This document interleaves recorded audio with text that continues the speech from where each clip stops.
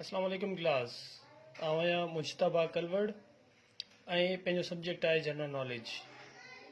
अॼु जे असांजे लेक्चर में पाण पढ़ंदासीं पाकिस्तान जे कुझु अहम शहरनि जा मौजूदा ऐं पुराणा नाला।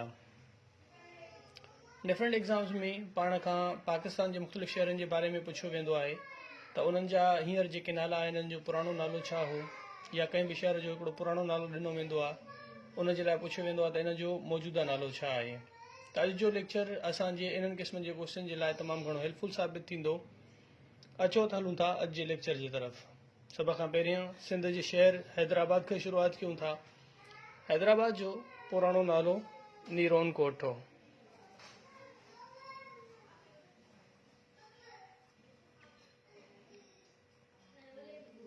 इन खां बाद पाण वटि ॿियो शहर आहे कोयटा।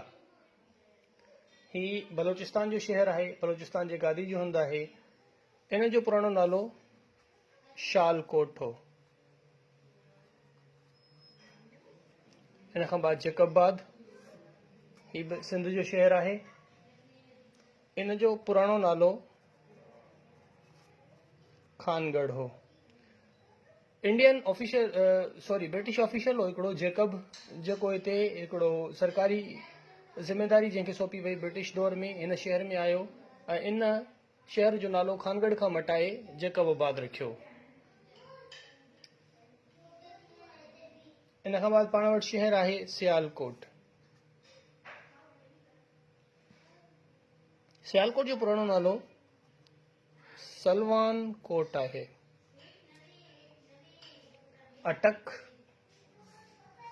अटक जो अक्सर ज़िक्र ईंदो आहे। ही बेसिकली केपीके जो शहर आहे ऐं केपीके ऐं पंजाब जे संगम ते आहे।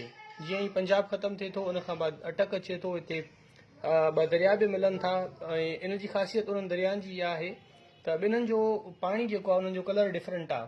पाण क्लियरली एक्सपीरियंस करे सघूं था, विजुलाइज़ करे सघूं था, उहो ॾिसी सघूं था त ॿई दरिया जिते मिलनि था उन्हनि दरियानि जो जिते संगम थिए थो ॿिन्हिनि दरियानि जो, ॿिन्हिनि जे पाणी जो कलर डिफरेंट आहे ऐं उहो डिफरेंट कलर पाण खे उते मिलंदे नज़र थो अचे। इहा हिकिड़ी इन शहर जी ख़ासियत आहे। इन खां अलावा हिते जेको आहे हिकिड़ो ख़ासि पार्क बि आहे, परे परे खां माण्हू उन में घुमणु अचनि था। इन जो पुराणो नालो हो कैंप बेलपुर।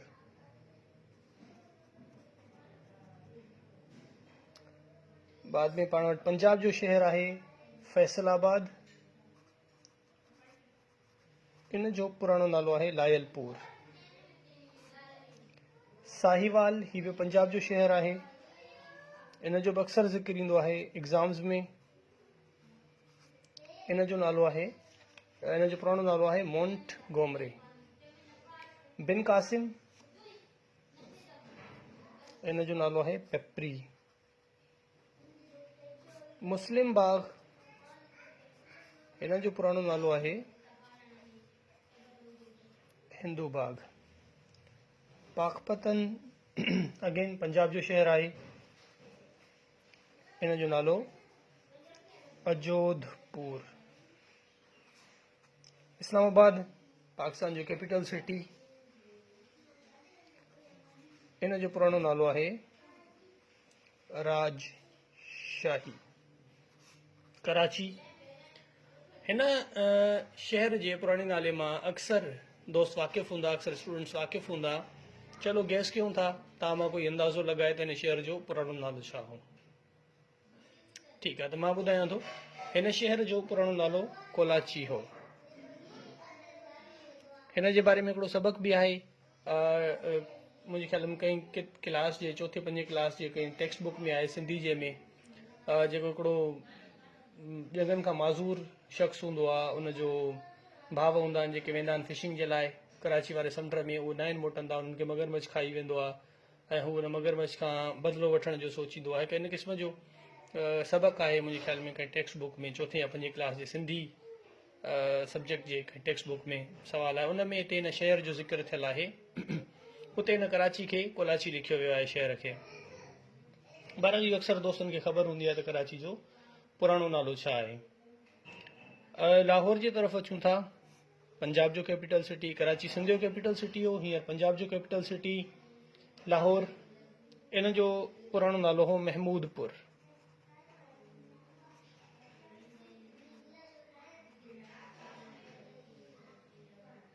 गुजरांवाला अगेन पंजाब जो शहर, हिन जो नालो हो खानपुर। हींअर बि हिकिड़ो खानपुर जे नाले सां शहर आहे, आई गेस केपीके में ई आहे, जिते खानपुर डैम बि आहे। उहो हिन वक़्तु बि उन जो नालो खानपुर ई आहे। इन्हनि ॿिन्हिनि शहरनि खे पाण में कंफ्यूज़ करण जी ज़रूरत नाहे। इहे ॿई डिफरेंट सिटीज़ आहिनि, इहो यादि रखणु ज़रूरी आहे। गुजरांवाला लाहौर जो को क़रीबी शहर आहे, थोरो ई फ़ासिलो आहे मुंहिंजे ख़्याल में गुजरांवाला ऐं लाहौर जो। गुजरांवाला अलॻि शहर आहे, खानपुर अलॻि शहर आहे, पर गुजरांवाला जो पुराणो नालो बि खानपुर आहे। इहो बि ज़हन में यादि रखणु ज़रूरी आहे ऐं इन्हनि ॿिन्हिनि शहरनि खे पाण में कंफ्यूज़ न करणु घुरिजे। खानपुर हींअर हिकिड़ो मौजूदा शहर बि आहे, इहो बि ज़हन में रखणो आहे, जिते खानपुर डैम आहे ऐं हिकिड़ी तमामु सुठी जेको आहे टूरिस्ट प्लेस आहे, जिते अक्सर माण्हू उते टूरिज़म जे लाइ वेंदा आहिनि। उते पाणी में जेको आहे बोट्स वग़ैरह जो सिस्टम, मोटर बोट्स जेके हूंदियूं आहिनि उहे हलंदियूं आहिनि। उते फिशिंग जे लाइ काफ़ी माण्हू वेंदा आहिनि, डैम जो नज़ारो करणु वेंदा आहिनि। हिकिड़ो सुठो मतिलबु कि सियाहती मक़ाम खानपुर हींअर बि मौजूदु आहे ऐं गुजरांवाला जो पुराणो नालो बि खानपुर आहे। अचूं था नेक्स्ट सिटीअ तरफ़, योब। हिन जी जेका प्रोनाउंसिएशन आहे इहा थोरी टिपिकल आहे, इहो बि पाण खे यादि रखणु खपे, जीअं पाण सुठे नमूने प्रोनाउंस करे सघूं उनखे। इन जी जेका प्रोनाउंसिएशन आहे, इन्हनि खे काफ़ी माण्हू ज़ोब पढ़ंदा आहिनि, ज़े सां, ज़ेड, पर इन जी जेका असल प्रोनाउंसिएशन आहे इहा य सां आहे। ये यख्तारो हूंदो आहे न, उन सां योब। हिन जी असल प्रोनाउंसिएशन आहे योब। इन जो जेको पुराणो नालो हो, इन जो पुराणो नालो आहे फोर्ट सैनीमार्स,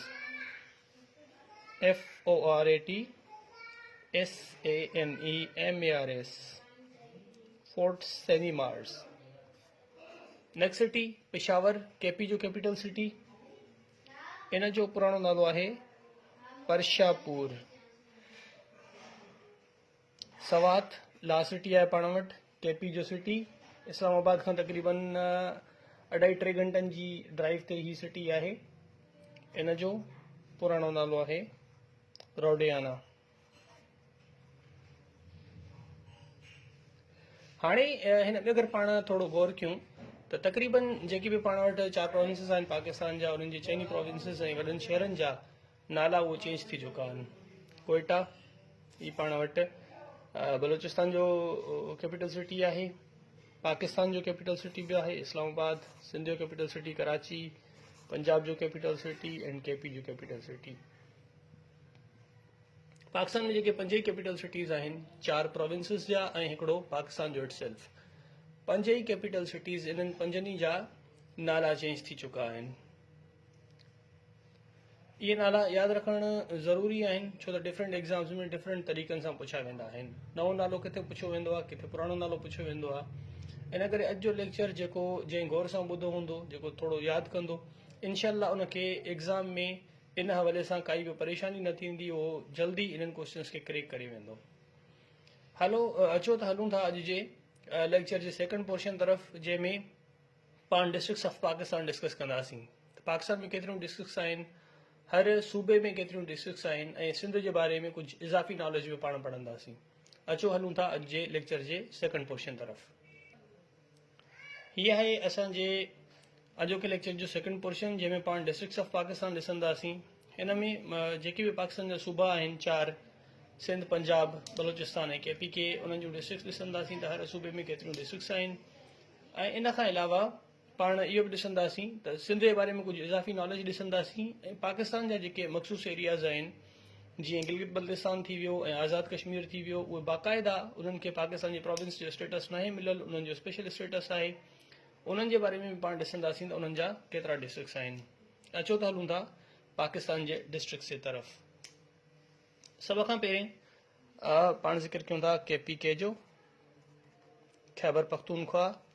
इन जूं 34 डिस्ट्रिक्ट्स आहिनि। केपीके पाकिस्तान नादरन एरियाज़ जिते आहिनि, उन जूं केपीके जूं डिस्ट्रिक्ट्स 34, बलोचिस्तान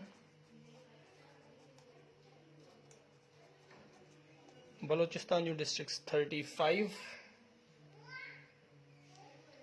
पंजाब जो ज़िक्र कयूं था पाकिस्तान जो सब खां वॾो सूबो in terms of population Punjab.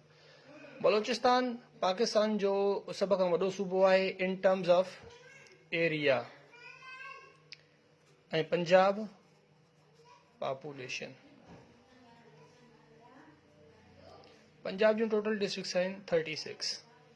हाणे हे ॾिसो इनखे यादि रखणु तमामु ईज़ी आहे। KPK 34, Balochistan 35, Punjab 36। Sequence wise ये डिस्ट्रिक्ट्स अचनि थियूं पियूं। अचो त हींअर सिंध जे तरफ़ हलूं था, या मुंहिंजे ख़्याल में सिंध खे आख़िर में डिस्कस कयूं था, छो त उन्हनि जे बारे में पाण हिकिड़ी इज़ाफ़ी नॉलेज में पढ़ंदासीं, उनखे थोरो पाण डिटेल में डिस्कस कंदासीं। सिंध जे बारे में पाण खे थोरो वधीक मालूमात हुजणु खपे, छो त सिंध जा जेके बि एग्ज़ाम्स आहिनि न, हींअर STS वठे थी या सिंध जा जेके बि इदारा वठंदा आहिनि, उन्हनि जो ख़ासि फोकस हूंदो आहे सिंध जे बारे में नॉलेज ते। इन करे मुंहिंजे ख़्याल में सिंध खे पाण आख़िर में डिस्कस कयूं था ऐं उनखे थोरो डिटेल में डिस्कस कंदासीं। इन करे पहिरियों पाण ॾिसूं था त गिलगित बल्तिस्तान में केतिरा डिस्ट्रिक्ट्स आहिनि ऐं आज़ाद कश्मीर में।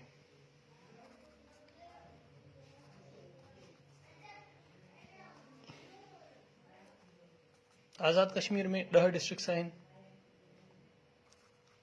एंड गिलगित बल्तिस्तान इन में भी 10 ही डिस्ट्रिक्ट्स आहिनि। ठीकु आहे। हाणे फाटा जी KPK जी हिते मां तव्हांखे हिकिड़ी ख़ासि ॻाल्हि ॿुधाईंदो हलां त KPK में पहिरें 25 डिस्ट्रिक्ट्स हुआ, पर इन में जॾहिं खां फाटा मर्ज थियो आहे 25th अमेंडमेंट पाकिस्तान में पास थी हुई। 25th अमेंडमेंट में फाटा जेको हुयो उनखे मर्ज कयो वियो आहे KPK में। उनजो स्पेशल स्टेटस हो, स्पेशल स्टेटस ख़तमु करे उनखे मेन स्ट्रीम जेके बि एरियाज़ आहिनि या प्रोविंसिस आहिनि उन्हनि जो हिसो बणायो वियो आहे। ऐं जेके KP जूं डिस्ट्रिक्ट्स हुयूं उहे बि मिली करे सॉरी जेके फाटा जूं डिस्ट्रिक्ट्स हुयूं उहे बि KP में मर्ज थी वयूं आहिनि। हींअर हिन वक़्तु KPK जूं 34 डिस्ट्रिक्ट्स आहिनि, फाटा उन्हनि में मर्ज थी वियो आहे। ऐं इन सां रिलेटेड हिकिड़ी ॿी ॻाल्हि बि मुंहिंजे ज़हन में अचे पई, मुंहिंजे ख़्याल में हिते पाण डिस्कस कंदा हलूं। फाटा जूं सेनेट में 8 सीट्स हुयूं अॻ में, हींअर फाटा मर्जर थियो आहे। उनखां बाद 2021 में जेके मार्च जे महीने में सेनेट इलेक्शंस थिया उन्हनि में 8 मां 4 सीट्स ख़तमु कयूं वयूं आहिनि, छो त सेनेट जूं सीट्स हर 6 सालनि लाइ हूंदियूं आहिनि ऐं जेका 50% सीट्स हूंदियूं आहिनि उन्हनि ते हर 3 सालनि खां पोइ इलेक्शन थींदी आहे। 2018 में इलेक्शन थी, वरी 2021 में। त 8 जूं जेके 50% सीट्स आहिनि 4 उहे एबॉलिश थी वयूं आहिनि, उहे ख़तमु थी वयूं आहिनि। ऐं जेके 2024 जो इलेक्शन ईंदो उन में 4 ॿियूं सीट्स ख़तमु थी वेंदियूं ऐं फाटा जूं 0 सीट्स बचंदियूं वञूं। अहिड़े हिसाब सां जेके टोटल सेनेट जूं 104 सीट्स हुयूं इन्हनि मां 4 हींअर हिन वक़्तु ई एबॉलिश थी चुकियूं आहिनि, 100 बचियूं आहिनि ऐं 100 मां बि 4 सीट्स एबॉलिश थींदियूं 2024 में। त इहे वञी करे टोटल सेनेट जूं 96 सीट्स बचंदियूं। हीअ हिकिड़ी इज़ाफ़ी नॉलेज हुई, इन KPK सां रिलेटेड ई, फाटा सां रिलेटेड ई, इन करे मां ज़रूरी सम्झो त तव्हां सां इहो बि डिस्कस करे छॾियां। अचो हलूं था हाणे सिंध जी तरफ़, ॾिसूं था सिंध में केतिरियूं डिस्ट्रिक्ट्स आहिनि ऐं उन्हनि जो थोरो डिटेल नॉलेज। सिंध जूं हींअर 30 डिस्ट्रिक्ट्स आहिनि। अॻ में कुझु टाइम पहिरियों ई इन्हनि जूं 29 डिस्ट्रिक्ट्स हुयूं, पर कराची जी हिकु डिस्ट्रिक्ट वधाई वई आहे, इन करे ही हींअर 30 डिस्ट्रिक्ट्स थी वयूं आहिनि। हींअर सिंध 30 डिस्ट्रिक्ट्स यानी 30 ज़िलनि ते मुश्तमिल आहे। सिंध में टोटल 30 ज़िला आहिनि, 119 तहसील आहिनि। तहसील चऊं खणी या तालको चऊं,